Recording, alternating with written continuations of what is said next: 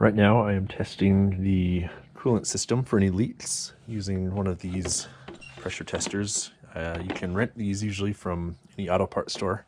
This one I got from O'Reilly's. It's pretty straightforward. First off, obviously make sure your coolant system is cool so you don't have an explosion of hot coolant all over. Find your coolant cap. Turbo Subarus have them here in this little reservoir. Most of the cars have it on the radiator, so it just depends on the car. Keep note, you can see this one says 108 kPa, and that's generally the pressure you want to pressurize the system to. You don't want to go much further or else you might risk damaging something. So if you take, or you can just Google it for your particular car, but 108 kilopascals is 15.6 psi.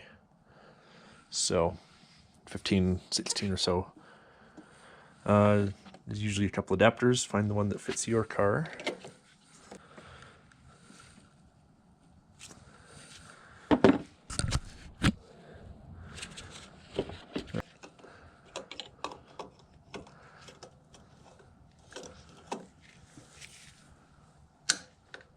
As you can see on here, a little bit tough to see maybe, it has different, shows where the different PSI ratings are. So 15 to 16 is this one here. It says go to that arrow, so that blue arrow. And we don't want to go past that as you might damage something. Already I can hear something somewhere.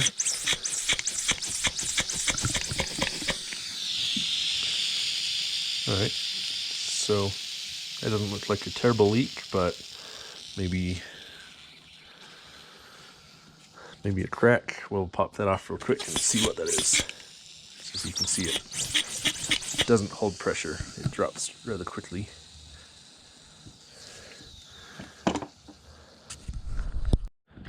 Alright, so upon a further inspection, I don't see any cracks or even a tear in the hose.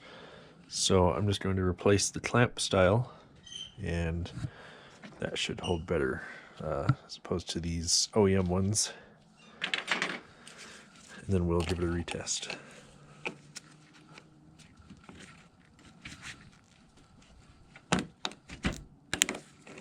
Alright, looks good.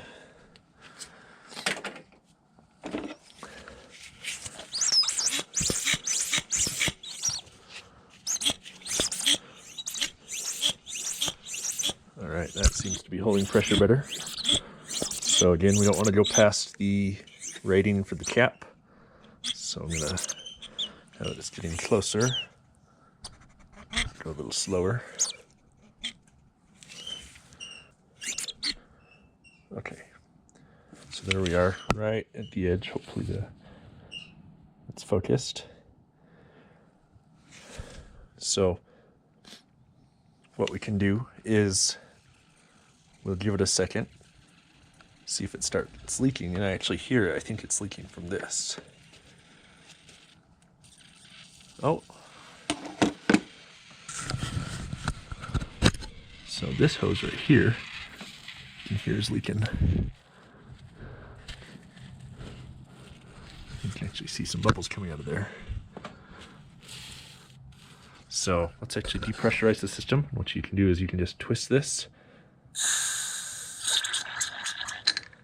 That'll, whoa.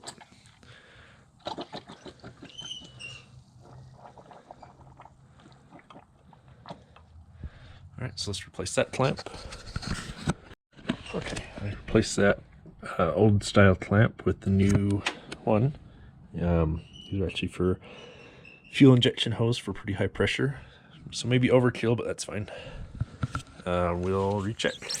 So we've already found 2 issues. We'll see if there's any more spots that are leaking.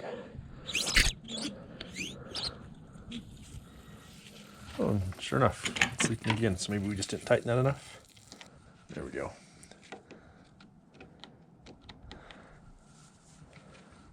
And we'll keep an eye on that spot in particular. keep an eye on exactly where it started and where it ends. And while you're waiting, you can look around for other leaks. You know, really anywhere there's a coolant line could be leaking. The radiator, say you had a small hole in the radiator or a crack in a plastic end tank. You can inspect. You can have your heater hose lines. I mean, on a Subaru, they're back here, and they run into the engine block.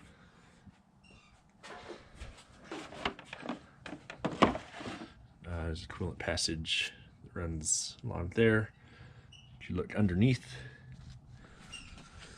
which I don't know if you can see much with this guard on. So look anywhere and everywhere, and this makes it nice because you can hear it, you can usually see it as well. So we'll give it a few more minutes and come back, and if it's still it's where we left it, we'll know that pressurized fine, no leaks. If it has dropped, we'll know there's a leak somewhere, and we'll investigate further. Alright, it's been a little while. This has maybe just barely moved, but I consider that a pass. Looked around, didn't see anything else. So that's about all there is to it. Release the pressure slowly, and then just by twisting this top cap here. Otherwise you'll do what I did earlier and spill coolant everywhere. And you can see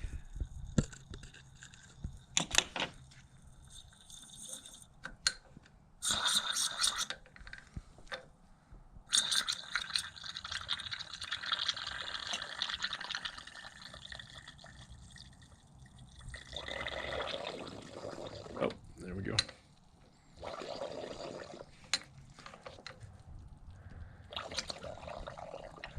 Well, maybe there's no way around spilling, but just wipe it up with a towel and you'll be good to go.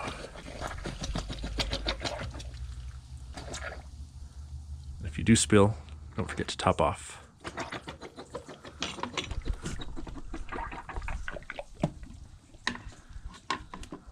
Alright, that's all there is to it.